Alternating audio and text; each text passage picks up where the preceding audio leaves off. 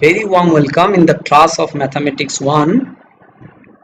This is the second part of the previous topic, Eigenvalues and Eigenvector. Myself Rupak Bhattacharjee, Assistant Professor, Department of Mathematics, JIS College of Engineering. So, as it is the continuation of a previous class, the prerequisites are almost same as the previous one. They are the previous class firstly, and second is the solution of the system of linear equation and why it is required. It is discussed elaborately in the last class, and obviously the geometry, because in the last class we have exhibited how the geometry gives the effect on the total discussion, and geometry if clear, then the realization of the eigenvalue and eigenvector is clear to us. So in a faster manner we are going to just recap the eigenvalue problems, that if we have n cross n matrix, then there are some non-zero vectors required, so that we need Ax equal to lambda x. So this non-zero existence is important, and the scalar multiple will be same as the matrix multiplication of that particular vector, and if it is so, then the geometry tells us that if Ax is equal to lambda x, then this is our x and this is our lambda x. So this is the scaling what we are talking about by lambda if we apply the same matrix over there.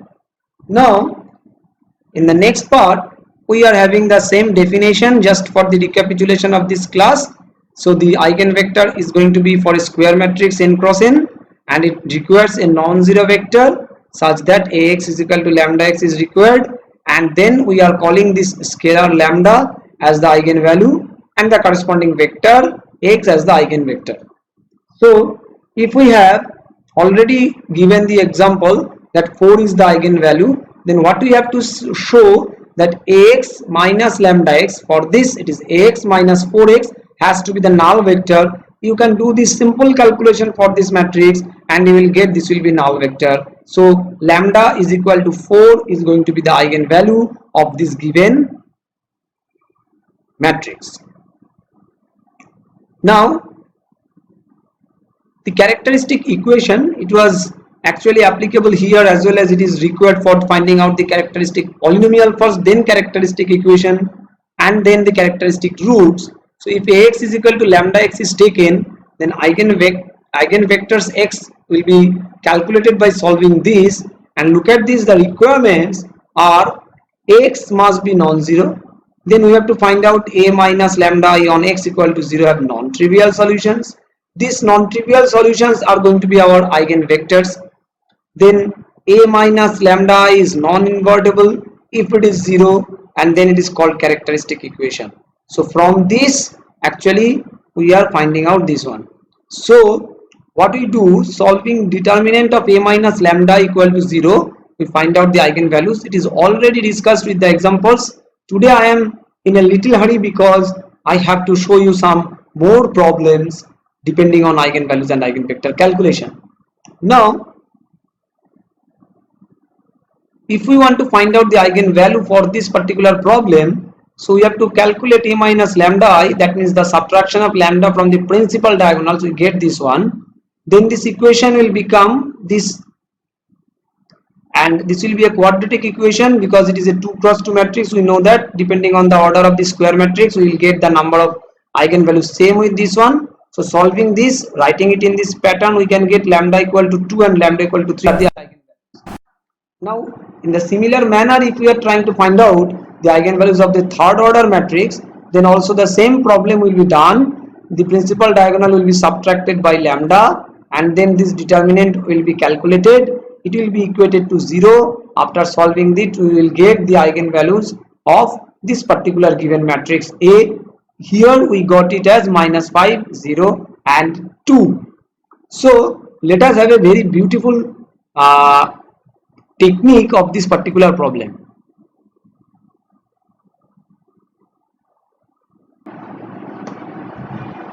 Let's apply our understanding of scaling and no rotation to a much more realistic case. Here I have a cylindrical object. For your visual demonstration, you can see that I have drawn two vectors, namely x1 and x2, x1 is aligned to the axis of the cylinder and x2 is roughly at an angle of 45 degrees. And now we will try to understand what happens after we do the operation A into x1 or A into x2. Now the matrix A will come from my twisting action.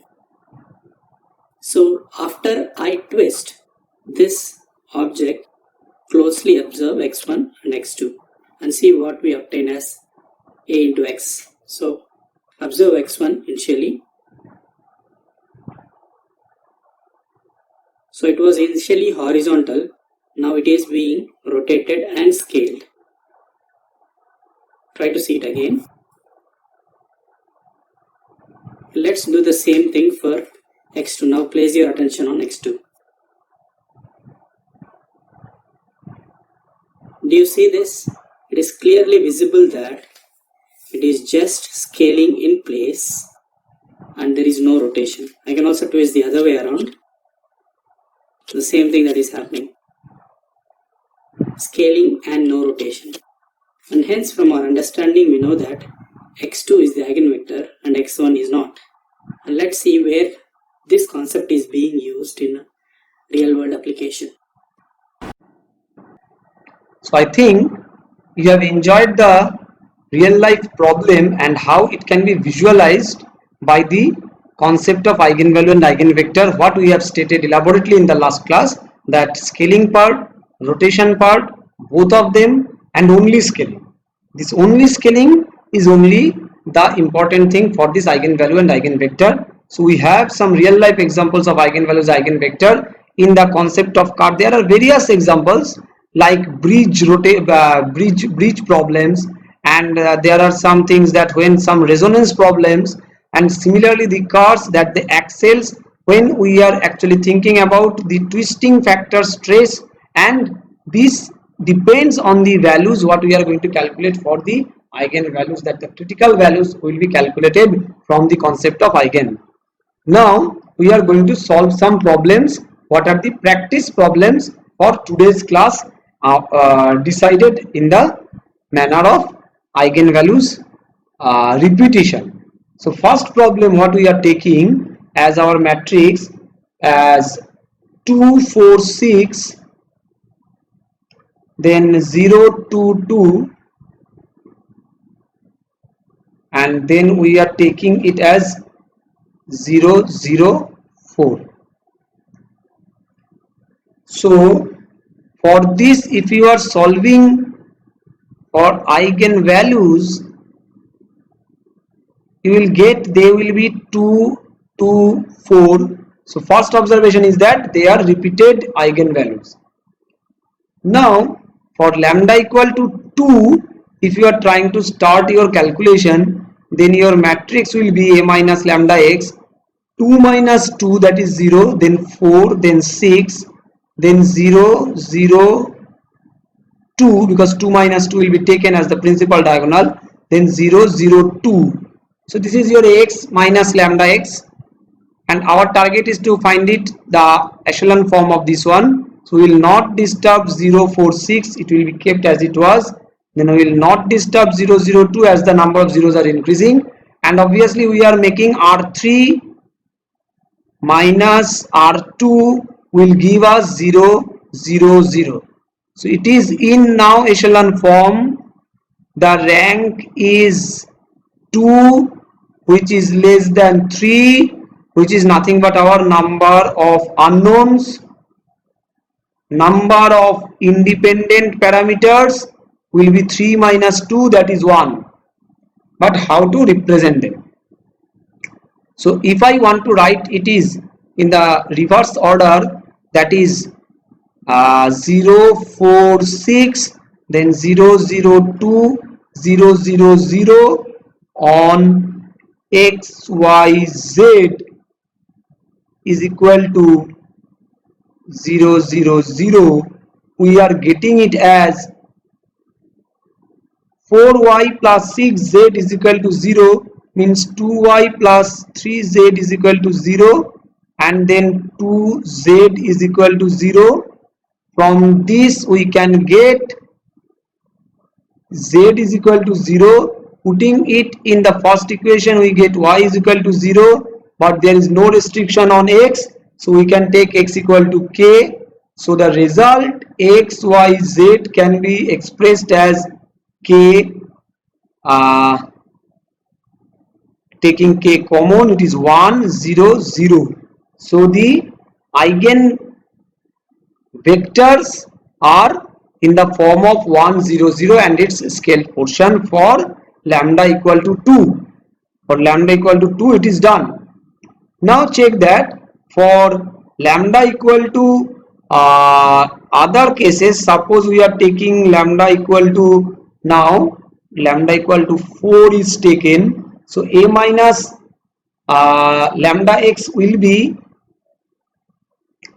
2 minus 4, that is minus 2, then 4, then 6, then 0, 2 minus 4, so it will be again minus 2 and 2, then 0 0, 2 minus 4 minus 4, that will be 0.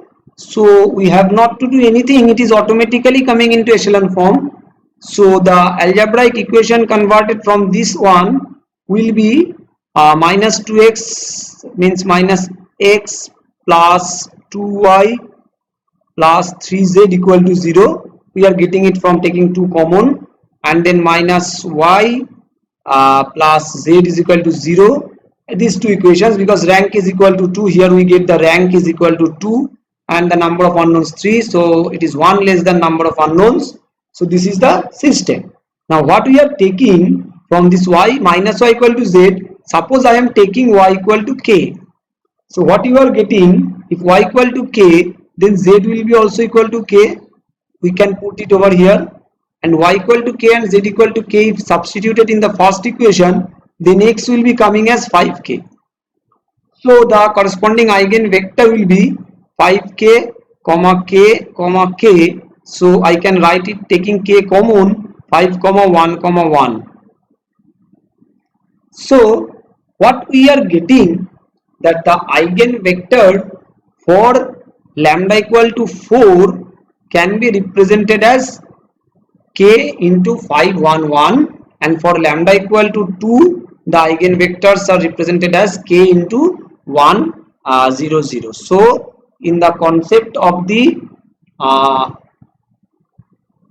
3D space, 1 0 0 means this direction, so this is the eigenvector direction for the first one, and 5 1 1 means suppose it is 5, then it is 1, and then it is 1. So it is something like here, suppose it is not possible for me to show it, it is not on the plane, it is actually in the 3D space. So it is 5 1 1, and the direction, this is the direction of the eigenvector for lambda equal to 4, and this is for lambda equal to 2. So look at this, what we are getting for two eigenvalues which are same, here we are getting it depends on 1, it depends on 1. You can write it k1 k2 also, as it is a single problem, or it is at the k is an arbitrary scalar except 0. So this is the discussion of this matrix. Why I am emphasizing on this, it will be clear from the next problem. Our next problem is, the matrix is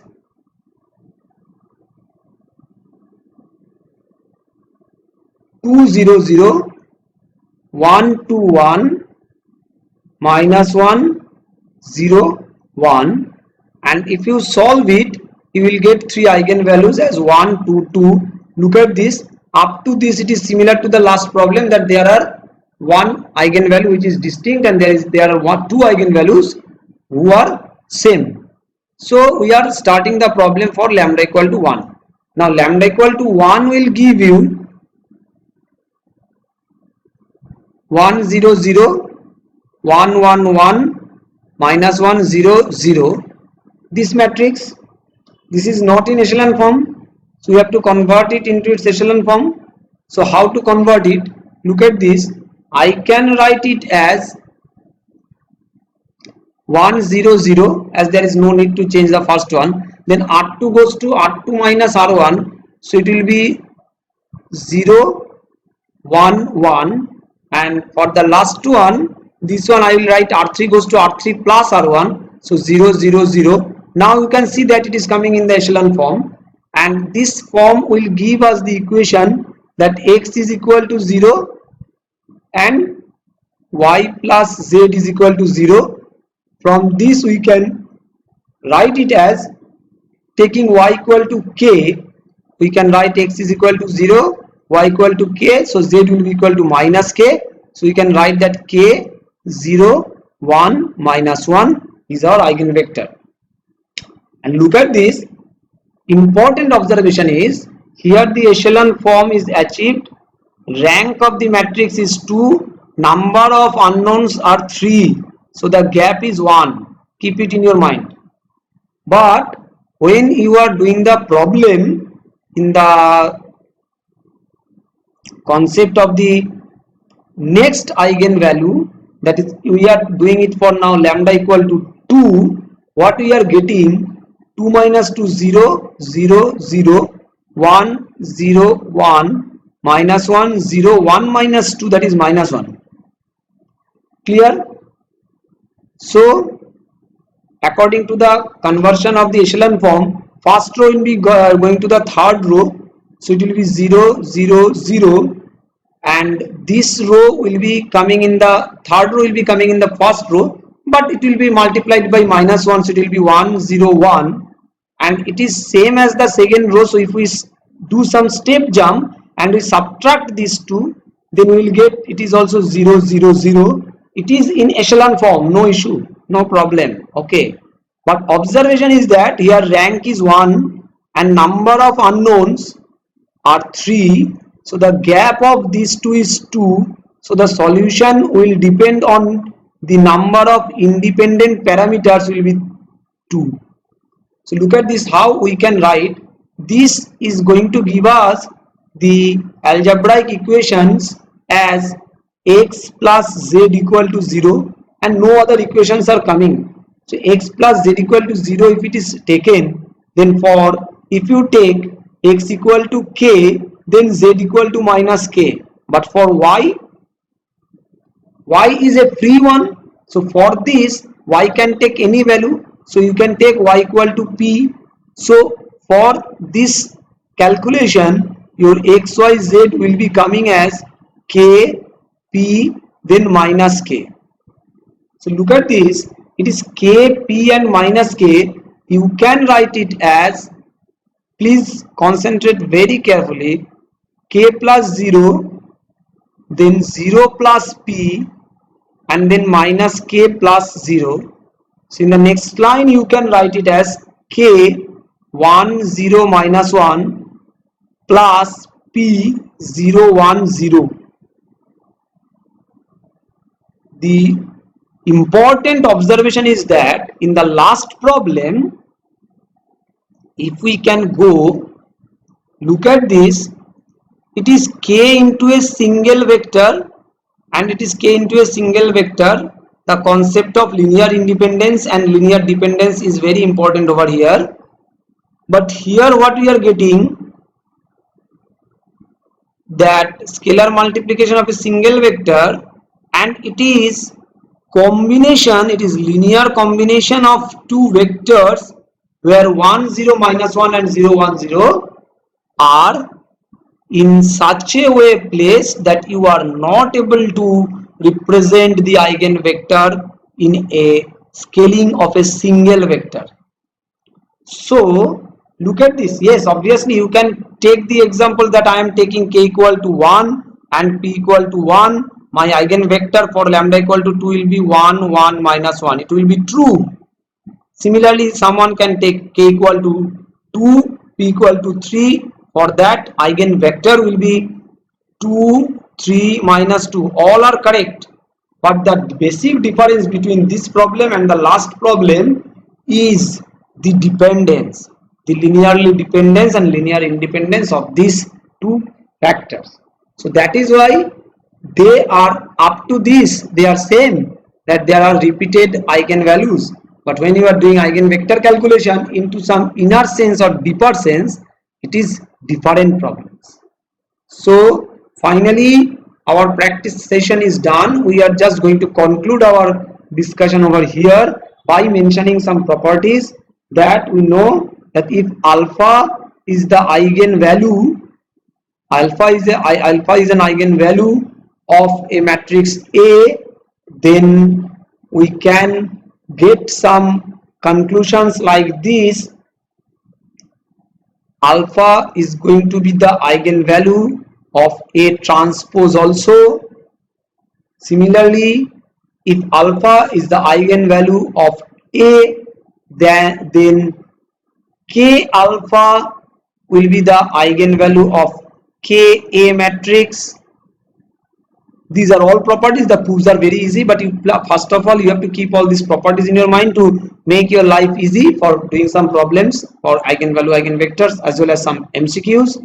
Similarly, if alpha is an eigenvalue of A, then we can get 1 by alpha is going to be the eigenvalue of A inverse. And lastly, lambda, you can take alpha or lambda, anyone what you want, and then ultimately if you get lambda is the eigenvalue of a particular matrix A, then you can take that lambda to the power n will be the eigenvalue of A to the power n. So these are some basic properties. You can use it for some basic small problems of eigenvalue and eigenvector. Now these are the assignment for you. You know what you have to do. You have to find out the eigenvalue and the eigenvectors corresponding all eigenvalues and check how that can be represented, and if possible also think about or visualize the geometrical interpretation of this one. So scaling and rotation, both the things are important over here. So these are the references I have used. Please practice the problems, and if there is any query, please don't hesitate to communicate with me. Okay, so I'm thanking you all for your patience. Happy listening, happy learning.